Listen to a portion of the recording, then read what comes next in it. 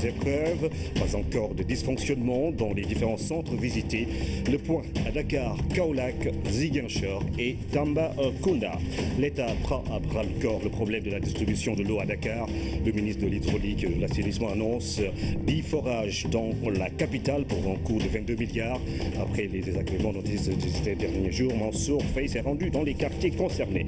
Scrutin proportionnel, scrutin majoritaire, plus fort reste, autant de notions dans le code électoral. Que faut-il en savoir dans le cadre de la série consacrée aux législatives, tout sur ces dispositions. Et puis, que reste-t-il de nos vieilles habitudes quand il s'agit d'éduquer un enfant? Ce soir, dans la rubrique Au cœur de nos cultures, nous évoquons la question: peut-on revenir aux sources face aux évolutions sociales qui bouleversent notre époque? Le chef de l'État a reçu le premier président de la Cour suprême. Il s'agit de Mamadou Badio Camara. Il était accompagné des procureurs des cours d'appel du Sénégal.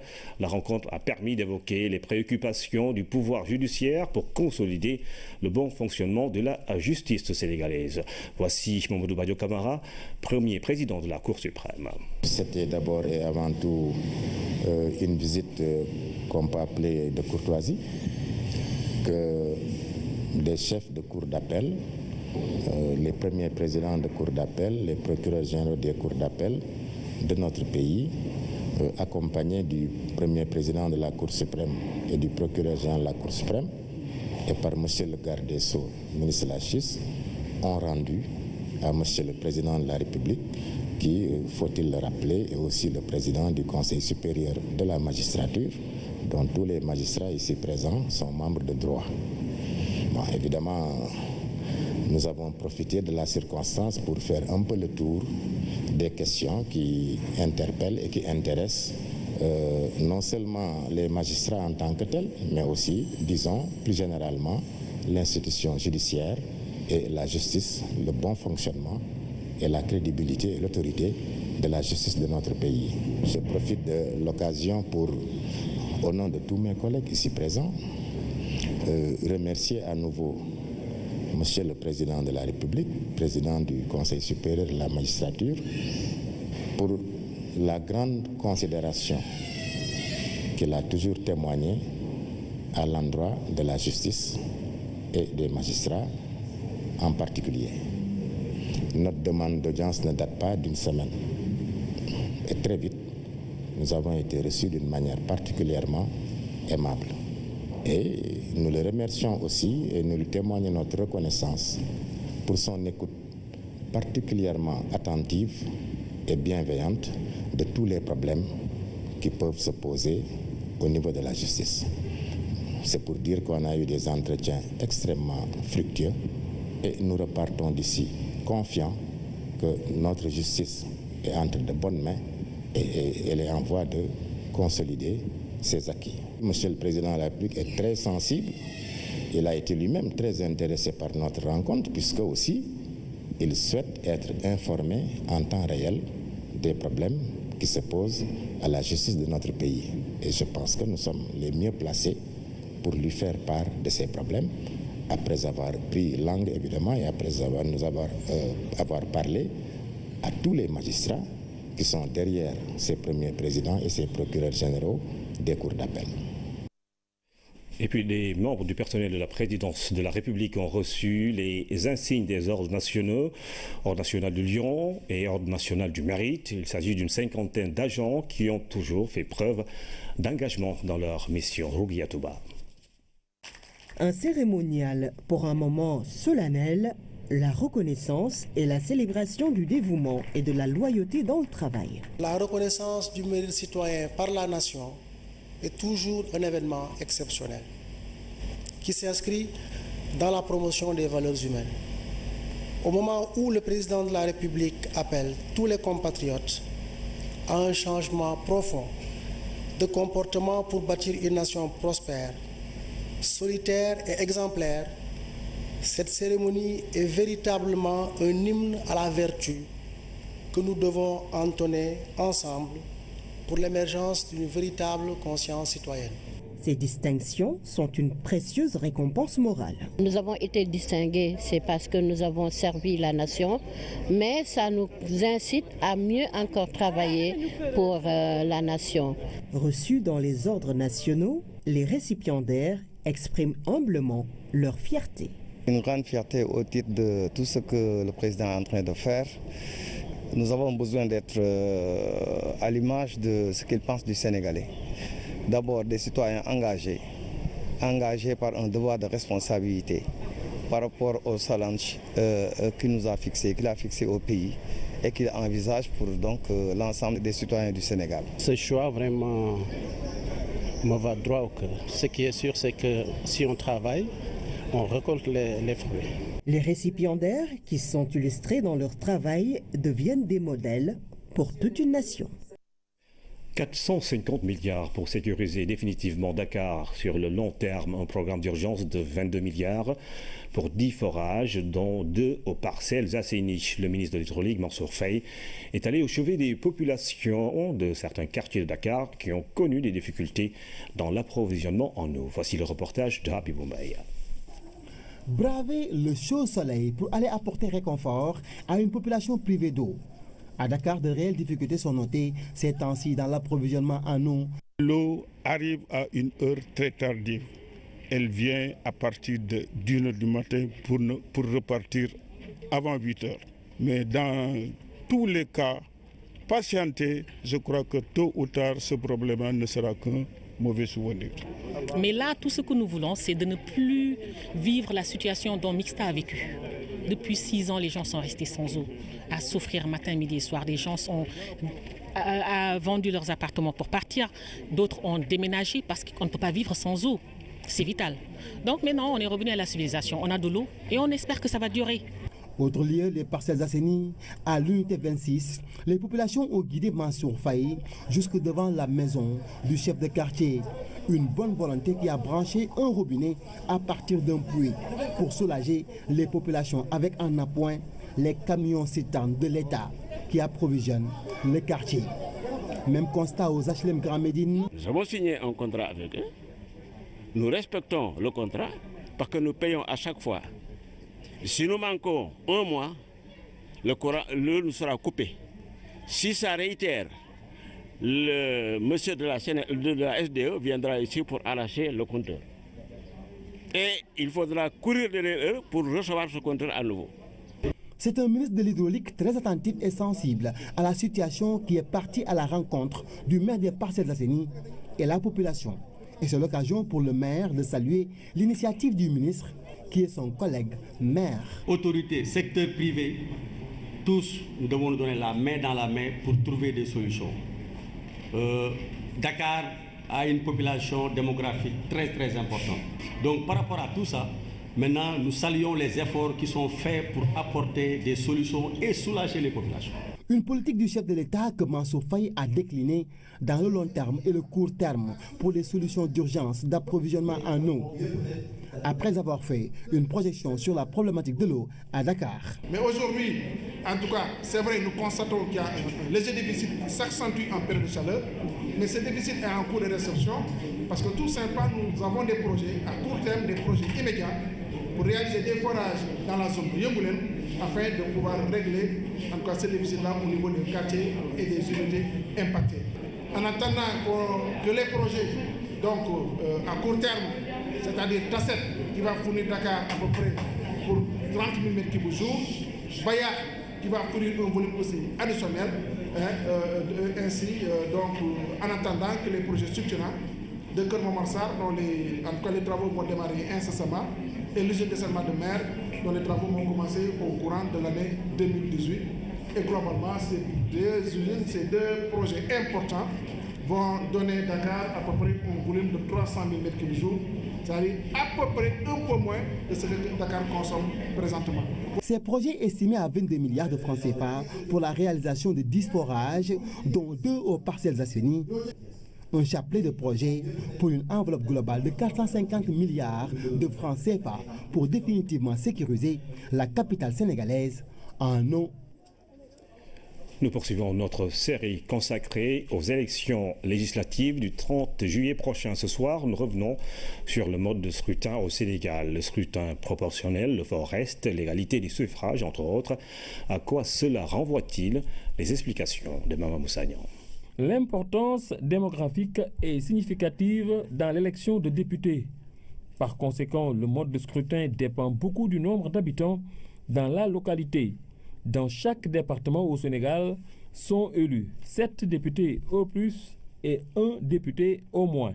Et le maximum de députés ne peut être atteint que lorsque le quotient national le permet. Les départements dont la population est égale ou supérieure à 170 000 habitants obtiennent au moins 2 sièges. Si le département n'a qu'un seul siège en jeu, le candidat ayant obtenu le plus grand nombre de suffrages valablement exprimés est élu. Chaque département a une population bien déterminée.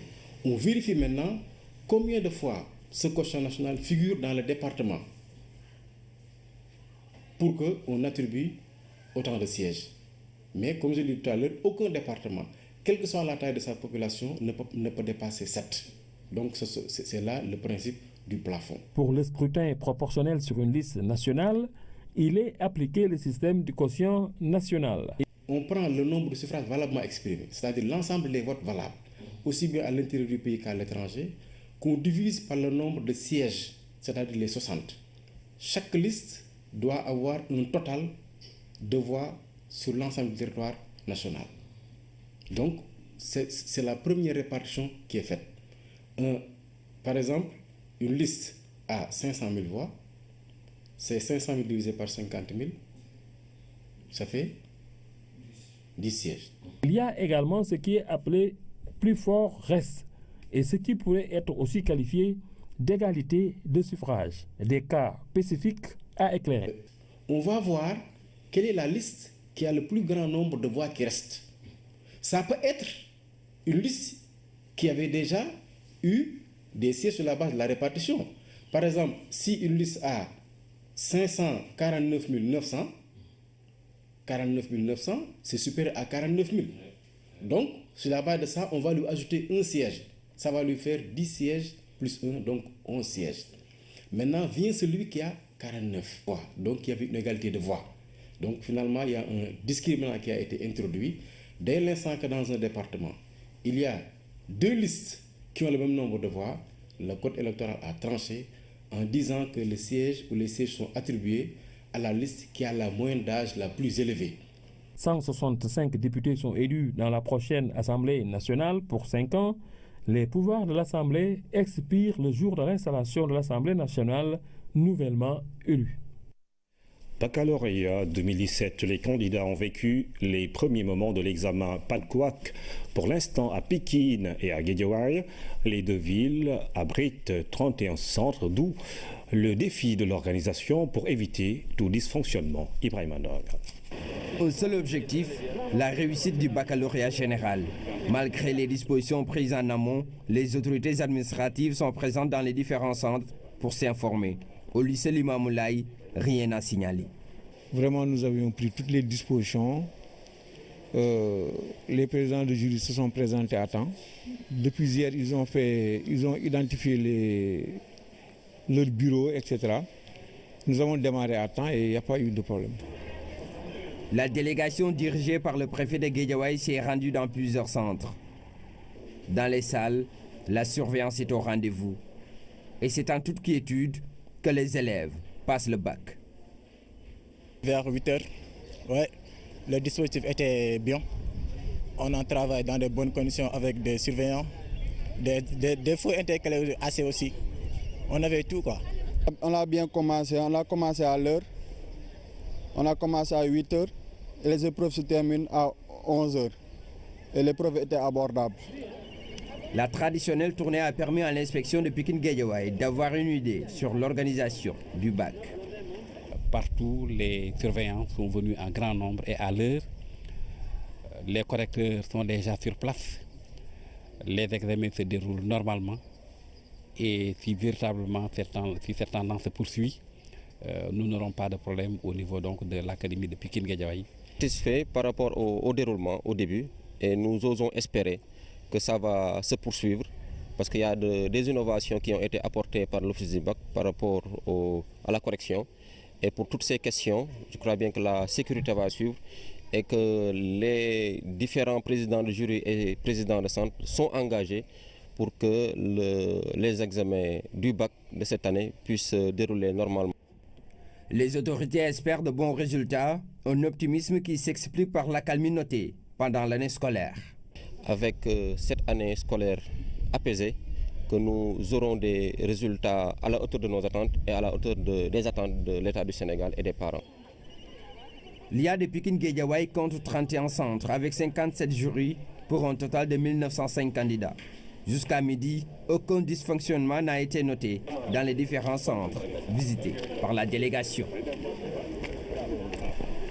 À Kaolack, ils sont plus de 11 000 candidats. Avec cette mesure qui est appliquée dans son sens strict, les autorités académiques ont pris la décision d'interdire l'usage du portable dans les centres d'examen. Claire Diop. Pour cette édition 2017 du baccalauréat, ils sont 11 496 candidats en lice à l'inspection d'académie de Kaolack répartis dans 33 centres d'examen. 1263 surveillants ainsi que 116 secrétaires ont été mobilisés pour la circonstance. Pour une meilleure organisation en amont, revue d'ensemble, CRD et autres visites de terrain ont été tenues par les acteurs. Nous n'avons pas attendu au dernier moment. Il y a eu, comme le gouverneur l'a dit, le CRD, où nous avons exprimé nos besoins par rapport aux préparatifs. Nous avons eu des réunions de coordination avec l'ensemble des chargés des examens et les IF, donc pour faire une revue d'ensemble. Des mesures particulières sont prises, notamment en ce qui concerne les téléphones portables. La première mesure, donc, c'est l'interdiction des téléphones portables. Mais vous avez vu que même dans ce centre, il y a des téléphones portables qui ont été saisis. Je crois qu'après les examens, il va falloir que tout le monde s'assoie autour d'une table pour voir comment éradiquer ce fléau. La sécurisation de l'examen, une priorité pour les autorités administratives locales de la région. Nous nous sommes débrouillés avec la police et la gendarmerie pour que dans chaque centre, nous ayons au moins 2 agents de sécurité. En tout cas pour le déroulement des épreuves. Et les forces de défense et de sécurité vont monter en puissance le jour des délibérations. Dans chaque centre, vous verrez 2 agents de police ou de gendarmes, accompagnés même par endroit d'ASP. Maintenant, la consigne, c'est que le jour de la proclamation des résultats, que les présidents de jury, les chefs de centre nous le signalent pour que nous puissions monter en puissance et assurer toute la sécurité. La délégation du gouverneur de la région de Kaolack a visité quelques centres d'examen, nouveau lycée de Sibassor, centre d'examen Mboutoussaou et le lycée Waldjojo Ndiaye. Partout, un dispositif complet est mis en place, la sécurité assurée. Objectif, offrir aux candidats de meilleures conditions d'examen. Ziguinchor à présent, malgré le début de l'hivernage, l'examen s'est déroulé dans les conditions requises. On constate cependant le nombre de candidats a baissé dans la région. Ceux qui avaient une moyenne inférieure à 5 ont été suspendus. Quelques absences se sont également enregistrées dans certains centres. Salut Sec. Lycée Djignabo, dans la cour, c'est le calme plat. À 7 heures de la matinée, les candidats au baccalauréat planchent sur les premières épreuves de l'examen. Cet établissement abrite le plus grand centre avec 4 jurys. Et sur les 1465 candidats, 42 manquent à l'appel. Toutefois, l'examen se déroule normalement. Aucun incident n'est noté. Même constat au lycée Périssac. Ici, le chef du centre et le président du jury ont reçu la visite des autorités administratives et académiques. Elles sont venues s'enquérir des conditions de déroulement des épreuves. Pour le moment, tout est en place. Nous avons le nombre de surveillants dont nous avons besoin. Ensuite, on attend quelques matériels devant venir de l'office du bac, à proprement parler les imprimantes. Non, pas les imprimantes, mais les cartouches, surtout les encres. Mais le proviseur nous a donné quelque chose en attendant. Après ce centre, direction collège Tété Diédiou. Dans ce centre, nous avons rencontré quelques élèves qui ont déjà fini de composer la première épreuve. Aïssatou en fait partie. L'épreuve a été abordable parce que je me souviens bien que cette épreuve, on nous l'avait donnée au premier devoir du second semestre. Effectivement, pareillement. Dans la capitale du Sud, l'examen se déroule dans de bonnes conditions. Toutes les dispositions ont été prises par les autorités. Dans les différents centres que nous avons visités, un dispositif sécuritaire a été déployé pour la surveillance et la sécurisation des épreuves. Autre fait noté, les absents sont nombreux. On nous a signalé tout simplement des absences, en plus des absences notées lors de l'épreuve de philosophie. Et je profite de vos antenne pour appeler les parents à faire les démarches pour que si les absences sont dues à une maladie, de constituer un dossier pour que les élèves reprennent l'épreuve au niveau de l'épreuve de remplacement qui se fera en octobre. Cette année, les effectifs des candidats ont diminué dans la région de Ziguinchor. Une baisse qui est due à la suspension du droit à l'inscription de tous les élèves qui avaient une moyenne inférieure à 5 à l'examen du baccalauréat de l'année dernière. Épreuve peu favorable selon les candidats rencontrés par notre équipe de Tambacounda. Il s'agit surtout de l'anglais, mais ces derniers espèrent faire le plein avec l'histoire et la géographie au centre Mame Cheikh Mbaye de Tambacounda, Abdoulaye Sikaré. Il est 11h au lycée Mame Cheikh Mbaye, le plus grand centre de Tambacounda. C'est l'heure où les candidats sortent des salles après les premières épreuves. Jean-Pierre Bassène est candidat libre. Du haut de ses 50 ans, il est le plus âgé du centre. Étant militaire, il s'excuse pour l'interview, mais off the record avoue n'avoir pas bien préparé le bac du fait de son travail. Lui a préparé l'examen toute l'année. Après l'épreuve d'anglais, Malik reste confiant, même s'il n'a pas terminé le travail. L'épreuve est un peu abordable quand même. C'était long parce que nous n'avons même pas à finir parce que moi-même je n'ai pas fini l'essai parce que l'épreuve est très long. C'est là où je trouve le problème. D'après moi, l'épreuve d'anglais était difficile parce que le texte est long. Au niveau de la compréhension, c'est difficile pour distinguer les questions et les réponses. Après les matières du matin, certains préfèrent rester dans les salles. C'est le cas de ces candidates de série L2 qui attendent avec beaucoup d'intérêt l'histoire et la géographie prévues l'après-midi. C'est un grand coefficient. Moi, je me suis bien préparée. Je ne sais pas comment l'épreuve ça va être, mais j'espère que ça va aller. Je voudrais me concentrer parce que c'est ma matière de base aussi. Concentrer, avoir une haute moyenne, parce que c'est ma matière de base quand même. Pour les épreuves anticipées de philosophie, les professeurs étaient en consultation avant d'entamer la correction. Cette année, il n'y a pas eu de grève, donc on suppose que le programme est complètement, en tout cas, assimilé, terminé et assimilé. Et donc, les sujets aussi, ce sont des sujets articulés, en tout cas, au domaine, au cours. Et donc, à ce niveau-là, on peut parfaitement penser que c'est abordable. Côté organisation, le cérémonial a été respecté. On a juste respecté les consignes de l'office du bac, discuté avec les surveillants, donner les consignes, lire les consignes de l'office du bac au niveau des différentes salles à 7h30. Ensuite, on est allé chercher les copies avec les surveillants. On a ouvert les copies au niveau des salles en présence des élèves. Ça s'est bien passé. En attendant les matières de l'après-midi, un déjeuner est servi sur place pour épargner le va-et-vient à ceux qui habitent loin. Autre chose à présent, le gouvernement est décidé à ne laisser aucune marge de manœuvre aux trafiquants de drogue. La lutte contre le fléau qui s'intensifie s'est encore matérialisée par une opération d'incinération de plus de 2,5 tonnes de stupéfiants. Voici le reportage de Sherban Magaye. Encore une fois, le ministre de l'Intérieur et de la Sécurité publique magnifie le travail des forces de défense et de sécurité qui, à travers cette opération d'incinération de drogue, sont en train de réaliser des efforts immenses dans la lutte contre le trafic de drogue. Avec les instructions données par le président de la République Macky Sall depuis son arrivée au pouvoir, le trafic de drogue a fortement baissé au Sénégal. Ceci grâce aux importantes prises et aux techniques de filature qui aboutissent à l'arrestation des trafiquants. Des résultats encourageants.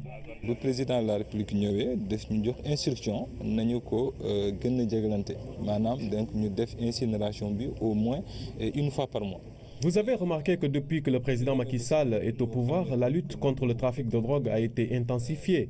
On faisait une opération d'incinération une fois par an. Maintenant, le chef de l'État a donné des instructions et vous avez vu que cette opération d'incinération se fait maintenant chaque mois. Le résultat est que la quantité de drogue incinérée a baissé. Ce qui signifie également que le gouvernement est en train de contenir le trafic de drogue par tous les moyens.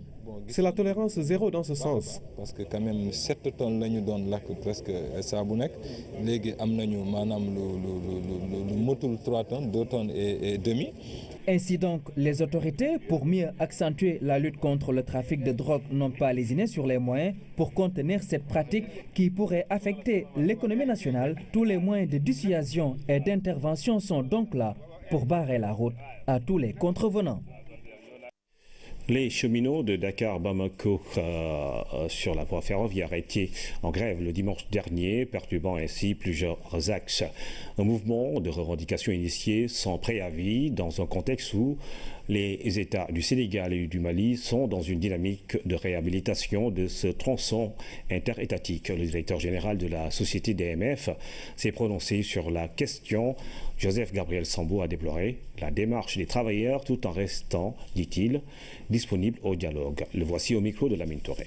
Dakar-Bamako ferroviaire, un organe biétatique entre le Mali et le Sénégal qui a été mis en place par les États au moment de la résiliation de la convention de concession avec Transrail. Nos États ont mis en place un budget pour prendre en charge les actions les plus urgentes et pour faire bonne mesure, puisque les travailleurs commençaient déjà à s'inquiéter de leur sort, les États ont décidé de prendre en charge leur salaire pendant une bonne période, à l'effet qu'il n'y ait pas de problèmes sociaux liés au maintien de l'activité ferroviaire. Nous avons donc enregistré dimanche nuit un mouvement de grève. Je peux simplement répondre aux déclarations qui ont été faites dans la presse, de dire qu'il y a des inquiétudes par rapport à l'avenir du chemin de fer Dakar-Bamako. Est-ce que dire qu'on a des inquiétudes vaut qu'on passe tout de suite à un plan d'action où on se permettrait de bloquer la circulation ferroviaire de nombreux acteurs qui n'en demandaient pas tant?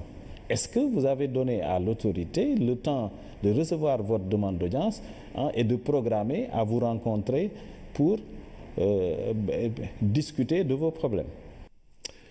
Santé, le saviez-vous? Il existe une tumeur cancéreuse spécifique à l'enfant.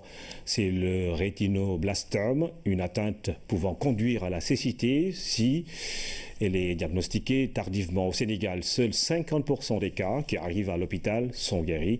L'hôpital Le Dantec vient de recevoir des équipements d'une fondation internationale. Ils vont permettre d'améliorer la prise en charge des enfants affectés. Omar Diawa. Ces journées ont réuni des spécialistes en ophtalmologie et en oncologie de l'enfant.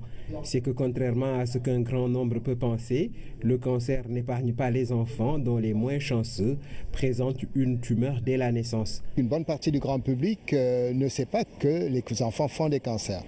Donc dire que le cancer de l'enfant est une réalité mondiale et que cette réalité concerne évidemment le Sénégal. Parmi les cancers qui touchent les tout-petits, le rétinoblastome, une hypothèque sur la vue. C'est un cancer de la rétine. Qui dit cancer, dit gravité.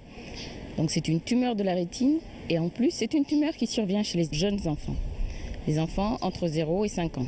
Dans 30 à 40% des cas, on a une atteinte bilatérale et pour espérer sauver le jeune malade, il faut lui ôter les 2 yeux. Sauvé, mais aveugle pour toujours. C'est un geste qui est très difficile à réaliser, non seulement pour les chirurgiens, mais pour les parents, la famille. C'est on peut dire atroce. Atroce mais nécessaire, perdre la vue pour la vie.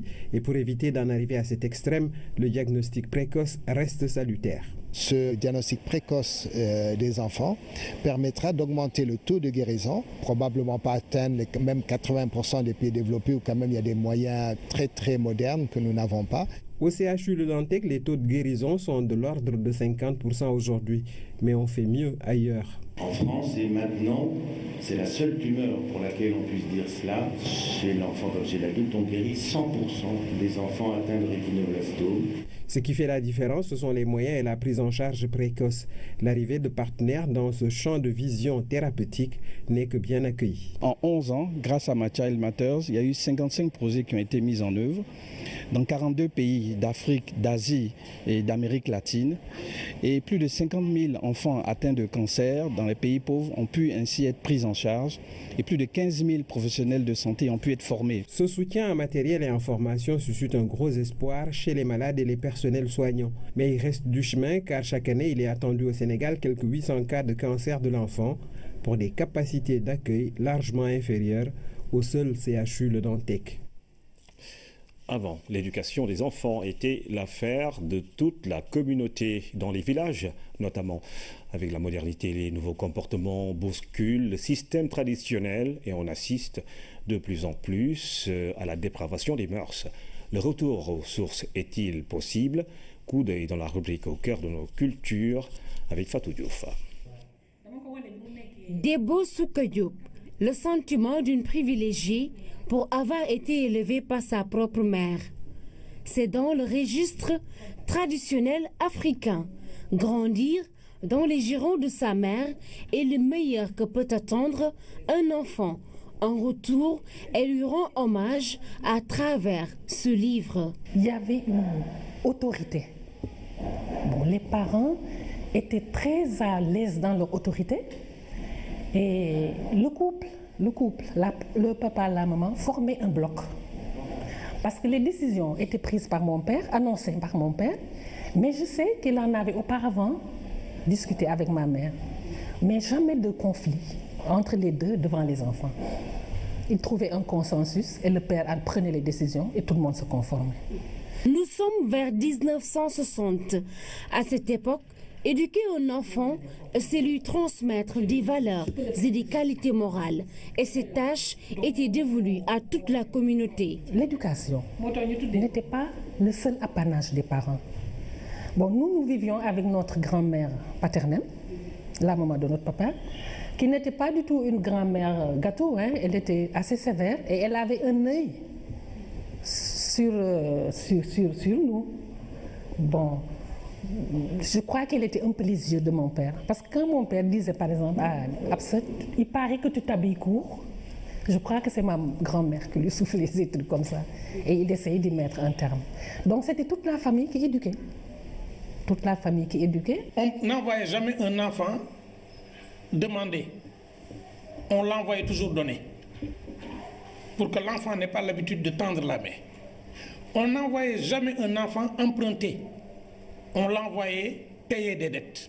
Pour qu'il soit quelqu'un qui paye des dettes et qu'il ne soit pas quelqu'un qui a l'habitude d'aller demander. On ne laissait jamais un enfant sortir dans les moments de transition temporelle. Les moments de transition temporelle, c'est ce qu'on appelle le yor-yor, vers 10 heures, et le njolor, en plus du timis. Et on installait en lui des vertus. Quelles sont les vertus majeures?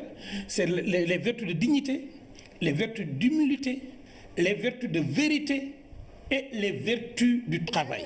À chaque étape de la vie, un système éducatif approprié et diverses techniques utilisées pour éduquer l'enfant. Mais l'autorité parentale doit être de mise. On était dans une société d'analogie où l'enfant regardait et répétait des gestes. Donc on interdisait aux adultes d'avoir des comportements négatifs de sorte que les enfants ne les reproduisent pas. Deuxième élément, c'est ce qu'on appelait l'éducation individuelle collée à la classe d'âge.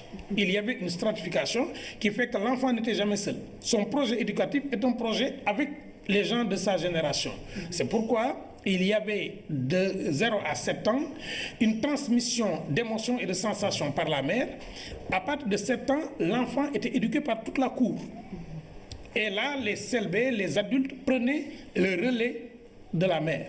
Et une fois que l'enfant a 14 ans, on le préparait à aller vers la circoncision et vers la réclusion. Ce qu'on appelle ça pouvait être dans le lin ou le bois sacré. Avec la colonisation, l'éducation traditionnelle est tenue de coexister avec l'éducation dite moderne. Un choc des cultures qui dilue nos valeurs. La rupture, c'est quoi? C'est que le modèle d'éducation que propose la maison n'est pas le même modèle que propose l'école. L'enfant est formé à avoir un certain type d'attitude sociale, mais ces attitudes sociales-là ne se répercutent pas forcément sur le modèle occidental vers lequel il tend à l'école. Quand on stimule dans la maison l'esprit de compétition dans les champs, en disant si tu termines ta part de chant avant les autres, c'est que tu es brave, lorsque l'enfant termine, il ne ravale pas les autres derrière. Il reçoit une généalogie qui est dite, un tag. Des parents, en ce qui concerne l'éducation des enfants, moi je crois que c'est Internet. C'est Internet, les enfants s'isolent de plus en plus. Bon, évidemment les parents qui travaillent, ils se retrouvent en famille, le soir aussi, dans la journée ils ne sont pas là. Ils arrivent fatigués et je crois que leur vigilance s'en ressent un peu. Dans un monde en évolution, ne faudrait-il pas trouver un équilibre entre ces deux modèles éducatifs? Si nous voulons avoir une société ancrée dans ses valeurs et ouverte sur le monde, il nous faut d'abord ancrer nos enfants et dans leur imaginaire, que ce soit nos contes, que ce soit nos légendes, qu'ils les retrouvent dès la case des tout-petits. Et qu'à l'école primaire, on refonde le programme pour faire de l'humain et pas des résultats juste à l'entrée en 6e et au certificat. J'ai essayé de mettre en place une éducation basée sur la communication. À une certaine heure, tout le monde doit être là. Et après le petit déjeuner, on discute. Je crois qu'il faut beaucoup discuter avec des enfants. Il faut les arracher à leur isolement et les amener à revenir dans le cercle familial. Les valeurs traditionnelles restent encore marginales dans les programmes scolaires. Il est temps que nos coutumes et traditions soient valorisées et adaptées au contexte actuel. Pour y arriver, l'implication des éducateurs traditionnels dans l'élaboration des programmes scolaires s'impose. Encore des échos de la 30e édition de la Foire internationale de l'artisanat de Lisbonne, qui a vu la participation de plusieurs exposants sénégalais. La plupart d'entre eux ont pris part à l'événement grâce à l'appui et l'assistance de l'ACEPEX et son partenaire, l'APDA. L'artisanat sénégalais dans toute sa diversité a été exposé. Seul pays ouest-africain à avoir participé à la 30e édition de la Foire internationale de l'artisanat de Lisbonne, le Sénégal a dignement représenté la partie occidentale du continent. Il a exposé toute sa richesse artisanale dans cette rencontre qui réunit différents pays venus du monde entier.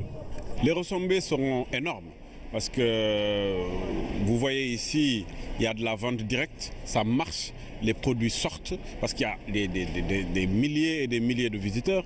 Mais à côté de cela, il y a également ceux qui font des relations d'affaires. Nous avons rencontré beaucoup d'hommes d'affaires qui sont intéressés par les produits artisanaux origine Sénégal, qui aujourd'hui vont effectuer ces échanges-là avec les artisans qui sont là, mais également ceux qui sont restés à la maison. La participation des artisans sénégalais à la Foire internationale de Lisbonne a été d'un grand succès, grâce à l'appui et l'assistance des agents d'exécution de l'État, comme l'ACEPEX et la PDA.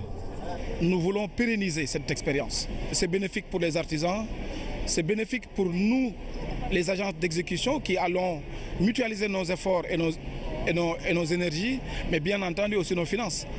Et aussi bénéfique pour le pays, puisque au-delà de la dispersion des participations sénégalaises, nous allons réunir cette participation en un seul village, à l'image de ce que font les autres pays. Je pense qu'au-delà de l'artisanat, du domaine commercial, il y a aussi le domaine culturel, puisque à travers notre artisanat, nous vendons notre pays, nous vendons l'image de notre pays. La Foire internationale de Lisbonne était une occasion pour le Sénégal de présenter au reste du monde la qualité et la particularité de sa richesse artisanale. Les Portugais, eux, ils aiment beaucoup la culture sénégalaise, l'artisanat sénégalais. Actuellement, ils en demandent beaucoup, ils en achètent aussi beaucoup. Ils en font aussi des commandes assez beaucoup aussi. Donc pour le moment, ça va, ça marche bien. Nous, ce que nous voulons, c'est représenter le Sénégal, faire promouvoir la production artisanale du Sénégal. Et quand vous partez au Sénégal, vous voyez que le Sénégal, ce qu'il exporte pour son artisanat, c'est beaucoup. À la foire internationale de Lisbonne, comme dans les autres événements à venir, la CEPEX et la PDA comptent travailler main dans la main pour faire figurer l'artisanat sénégalais parmi les fleurons de l'économie du pays.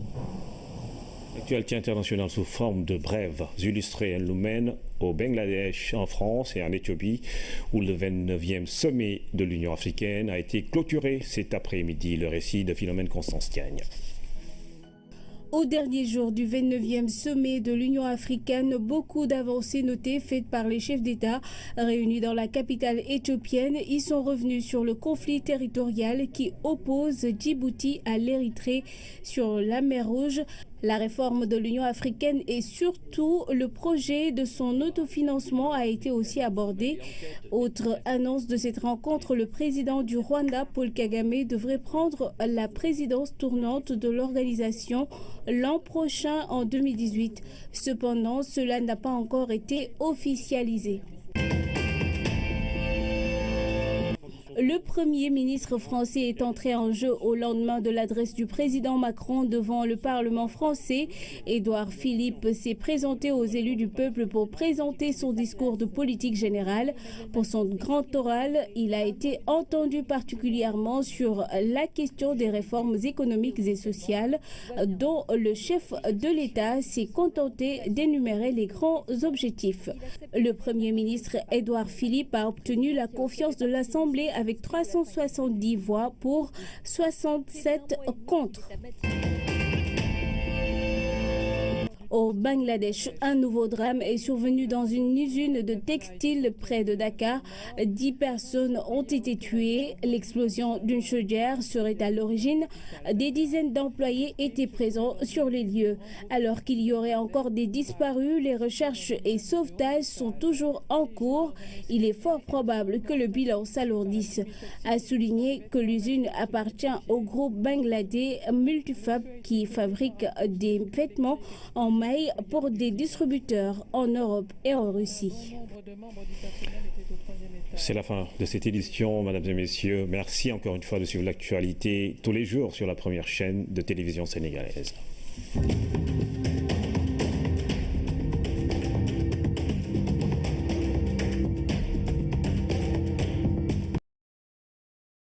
Différents présidents de jury et présidents de centre sont engagés pour que les examens du bac de cette année puissent se dérouler normalement. Les autorités espèrent de bons résultats, un optimisme qui s'explique par l'accalmie notée pendant l'année scolaire.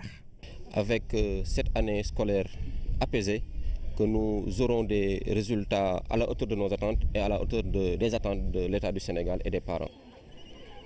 L'IA de Pikine-Guédiawaye compte 31 centres avec 57 jurys pour un total de 1905 candidats. Jusqu'à midi, aucun dysfonctionnement n'a été noté dans les différents centres visités par la délégation. À Kaolack, ils sont plus de 11 000 candidats avec cette mesure qui est appliquée dans son sens strict. Les autorités académiques ont pris la décision d'interdire l'usage du portable dans les centres d'examen. Claire Diop. Pour cette édition 2017 du baccalauréat, ils sont 11 496 candidats en lice à l'inspection d'académie de Kaolack répartis dans 33 centres d'examen. 1263 surveillants ainsi que 116 secrétaires ont été mobilisés pour la circonstance.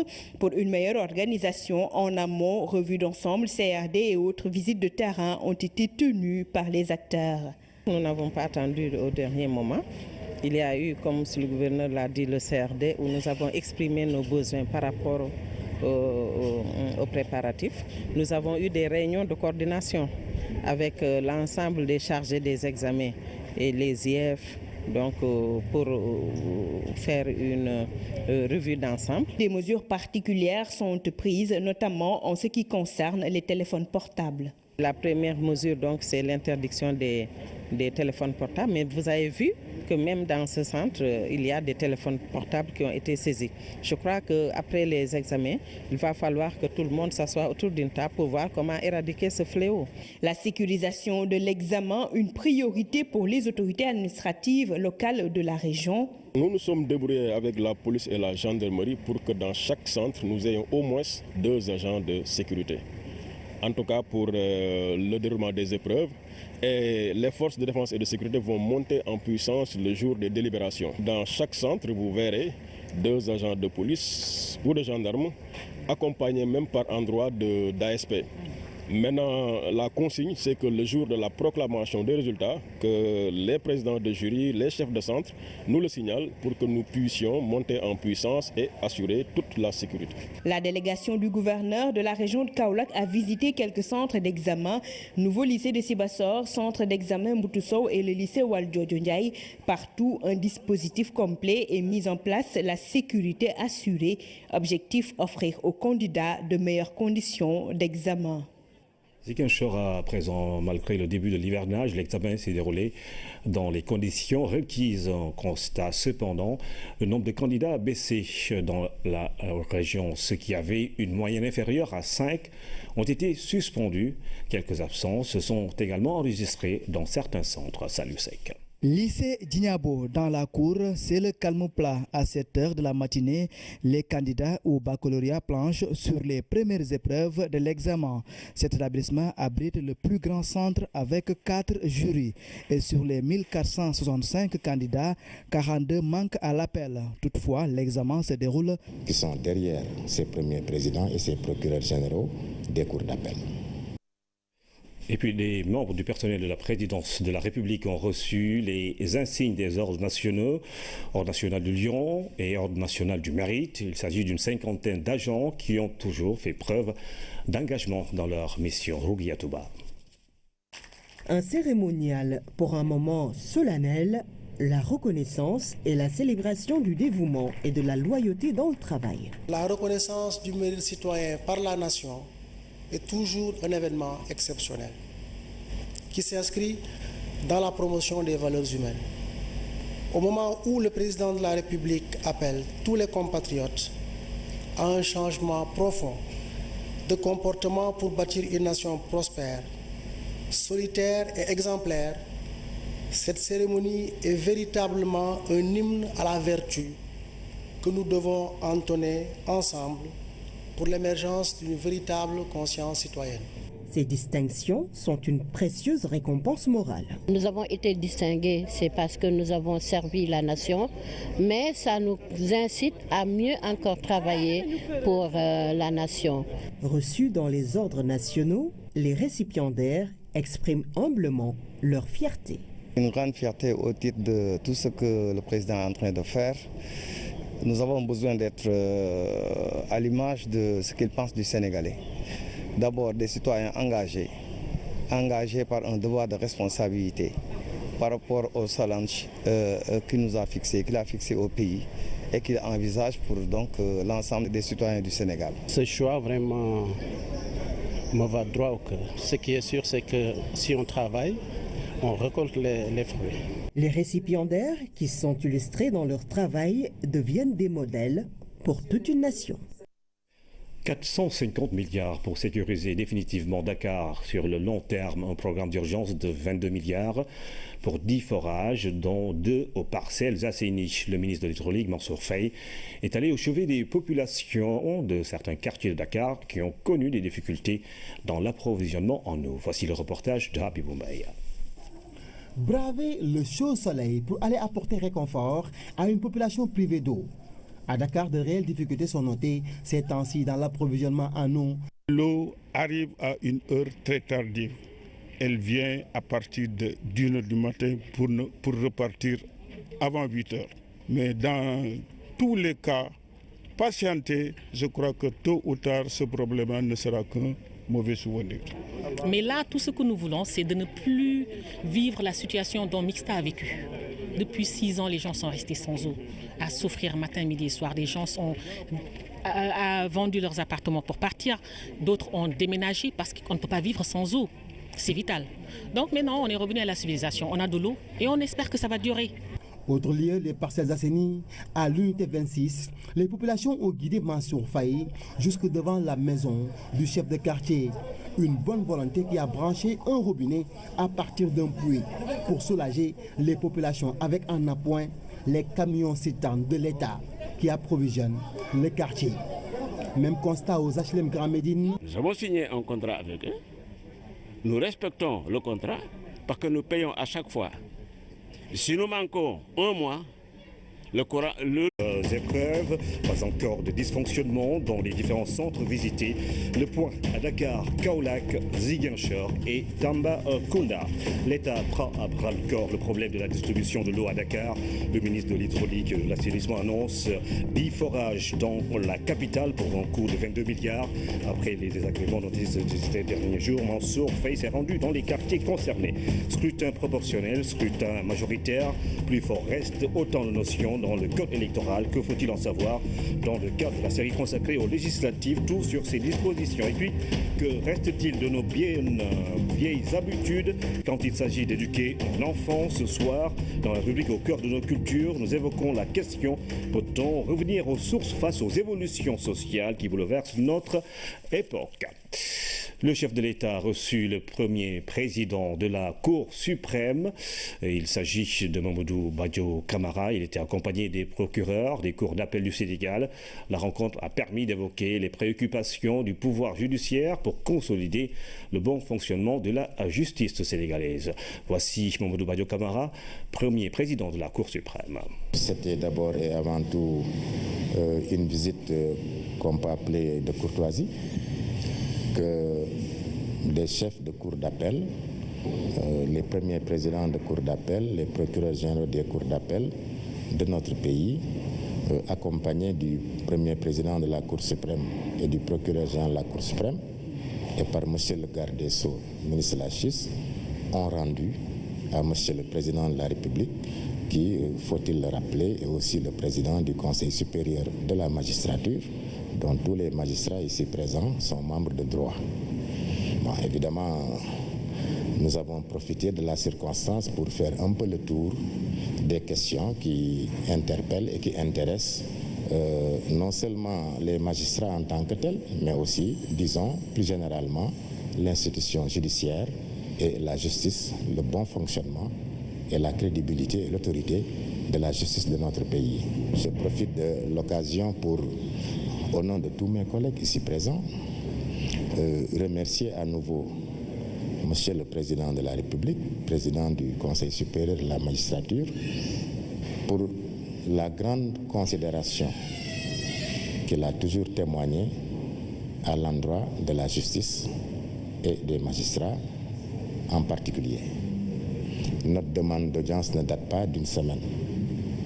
Et très vite, nous avons été reçus d'une manière particulièrement aimable.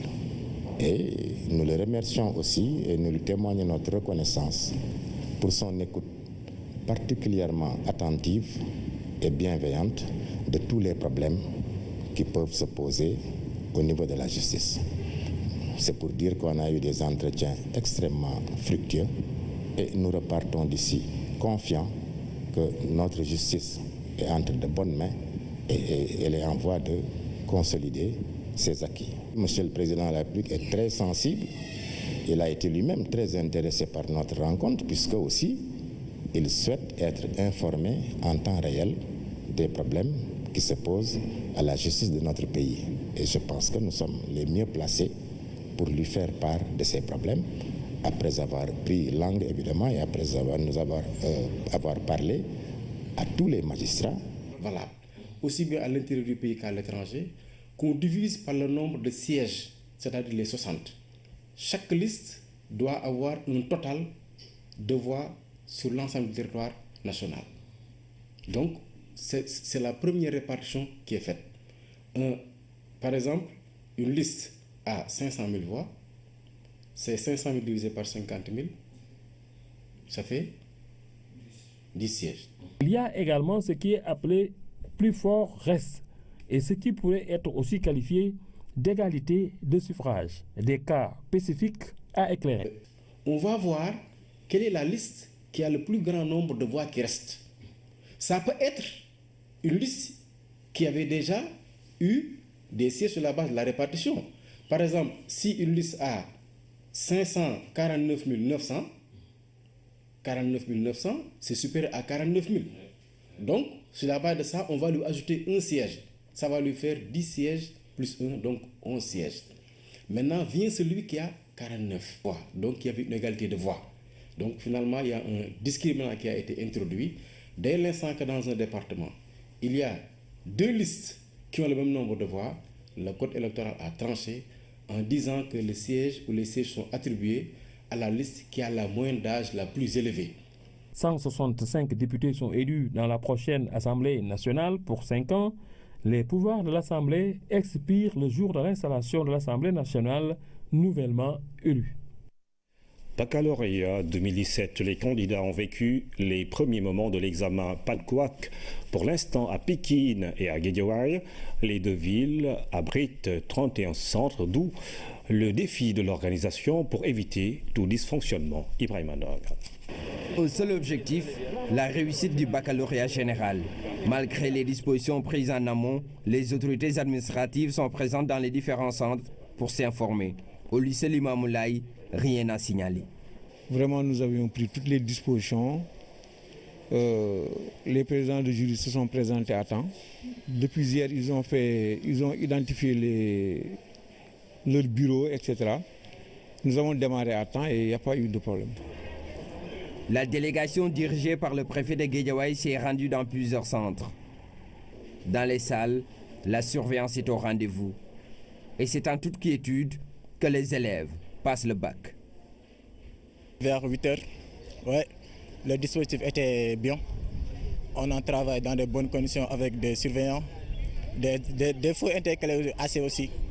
On avait tout quoi. On a bien commencé, on a commencé à l'heure. On a commencé à 8 h et les épreuves se terminent à 11 h. Et l'épreuve était abordable.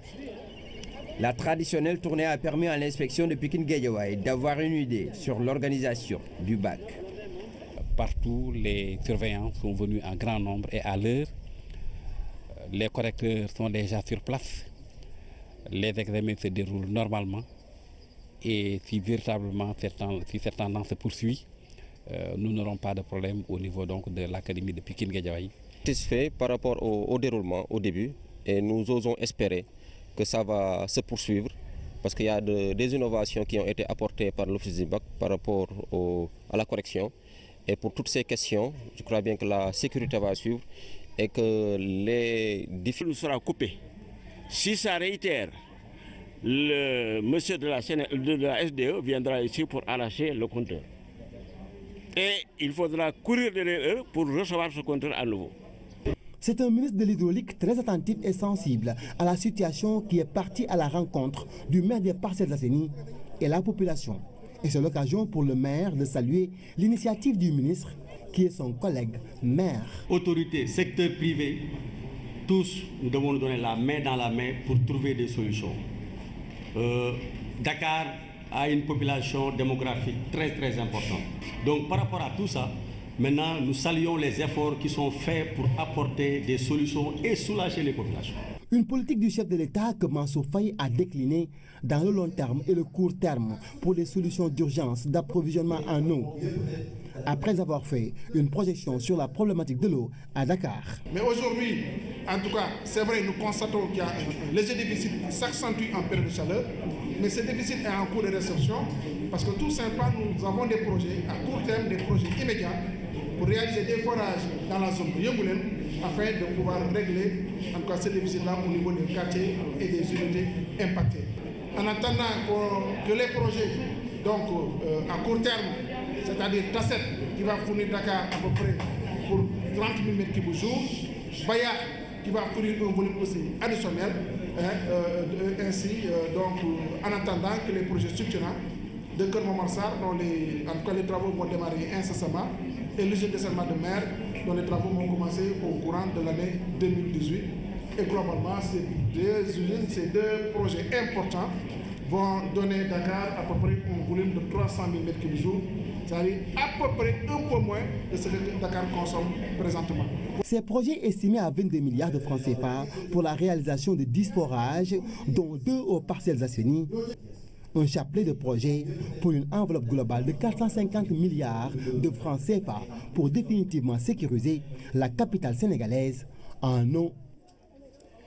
Nous poursuivons notre série consacrée aux élections législatives du 30 juillet prochain. Ce soir, nous revenons sur le mode de scrutin au Sénégal. Le scrutin proportionnel, le fort reste, l'égalité des suffrages, entre autres. À quoi cela renvoie-t-il? Les explications de Mama Moussagnan. L'importance démographique est significative dans l'élection de députés. Par conséquent, le mode de scrutin dépend beaucoup du nombre d'habitants dans la localité. Dans chaque département au Sénégal sont élus 7 députés au plus et 1 député au moins. Et le maximum de députés ne peut être atteint que lorsque le quotient national le permet. Les départements dont la population est égale ou supérieure à 170 000 habitants obtiennent au moins 2 sièges. Si le département n'a qu'un seul siège en jeu, le candidat ayant obtenu le plus grand nombre de suffrages valablement exprimés est élu. Chaque département a une population bien déterminée. On vérifie maintenant combien de fois ce quotient national figure dans le département pour qu'on attribue autant de sièges. Mais comme je l'ai dit tout à l'heure, aucun département, quelle que soit la taille de sa population, ne peut dépasser 7. Donc c'est là le principe du plafond. Pour le scrutin proportionnel sur une liste nationale, il est appliqué le système du quotient national. On prend le nombre de suffrages valablement exprimés, c'est-à-dire l'ensemble des votes